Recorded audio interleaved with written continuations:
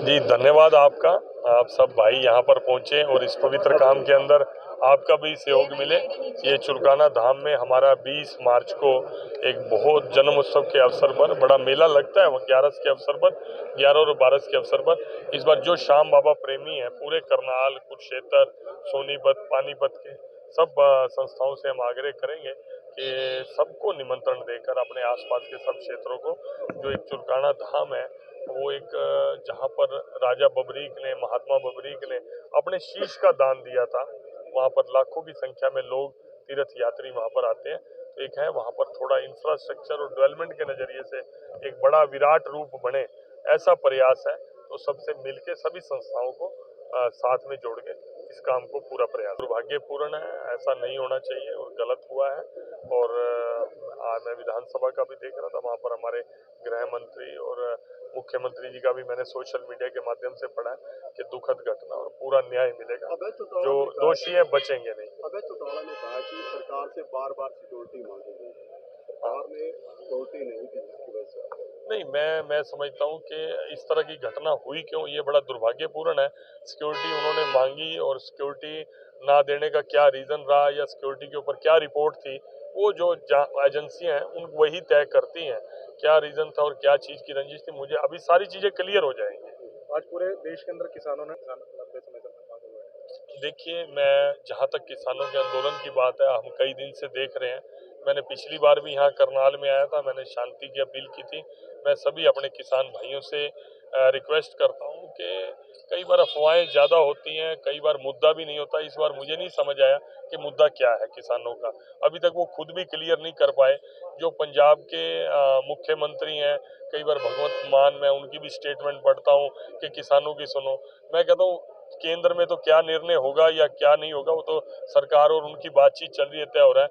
हरियाणा ने तो, हमारे हरियाणा के मुख्यमंत्री ने तो इतनी फसलों पे एमएसपी दे दिया, कम से कम पंजाब सरकार तो उतना तो दे दे।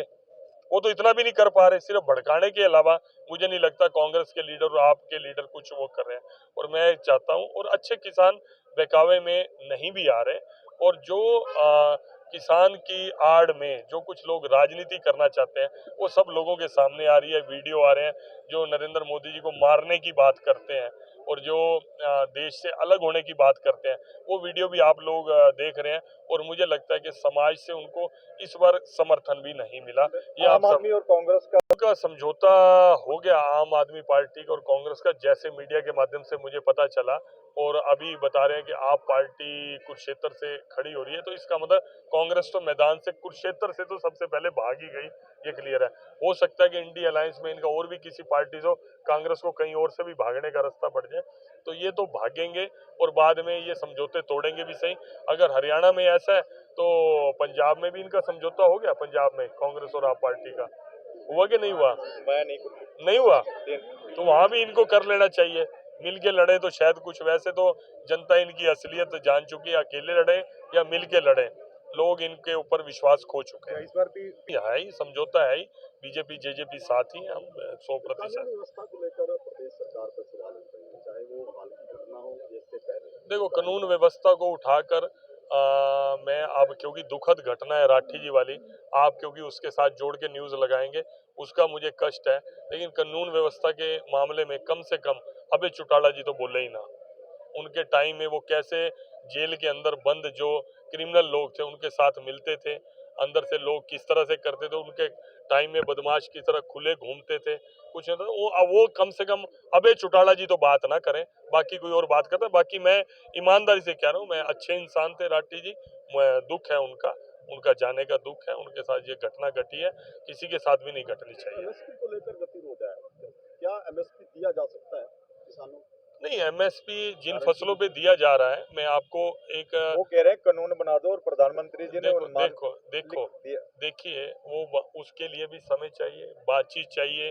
वो कानून बनाने के बाद उन फसलों को खरीद, कितनी फसल यील्ड होती है पूरे देश की, क्या उतना खरीदने के लिए पैसा केंद्र सरकार के पास है, क्या उतना बजट है, ये 10 चीजें इसके ऊपर चर्चा होती है। और एमएसपी का कानून जो फसलों की खरीद नहीं होती, जिनकी ओपन मार्केट में खरीद है, मैं कर्नाटक के चुनाव में मेरी ड्यूटी लगी, मैं वहां गया, वहां का किसान सुपारी उगाकर 4.5 लाख रुपए प्रति एकड़ कमाता है और उसी सुपारी के खेत में थोड़े टाइम के वो नारियल के पेड़ भी लगाकर 1.5 लाख रुपए के नारियल भी बेच देता है। उनको तो किसी एमएसपी की जरूरत नहीं है। एमएसपी की जरूरत ही सबसे ज्यादा पंजाब के अंदर आ रही है। आप ये देखिए कि जिन फसलों को हम एमएसपी देते हैं वो एक इजी टास्क भी हो जाता है, डाइवर्सिफाई नहीं होता। खेती को डाइवर्सिफाई करोगे, मैं किसान का बेटा भी हूँ और मेरे फादर आज भी 90 साल की आयु में खेती करते हैं। सब एमएसपी की हालांकि भावांतर भरपाई सब्जी के अंदर भी दे दी हरियाणा के मुख्यमंत्री जी ने, लेकिन जो सब्जी का करते हैं उनको एमएसपी की जरूरत भी नहीं रहती। आप केवल गेहूं और धान के ऊपर ही इतने वर्षों से चलते आ रहे हैं। थोड़ा सा डाइवर्सिफाई करेंगे किसान की, मैं ईमानदारी से कहता हूँ, जितने प्रोग्रेसिव फार्मर है, चाहे हरियाणा के हैं चाहे पंजाब के हैं, लाखों रुपया खेती करके कमा। सर उसी में भी प्रोग्रेसिव में क्या घोटाला हो गया? बहुत तरह के नहीं, वह बताओ ना, बताओ। प्रोग्रेसिव फार्मर का मतलब ये है कि आप फसल में एक्सपेरिमेंट करते हैं। आप जो ट्रेडिशनल खेती कर रहे हैं उसे उसके ऊपर क्या, मेरा बीज, मेरी खेती, मेरी फसल, मेरा में कौन घोटाला कर लेगा?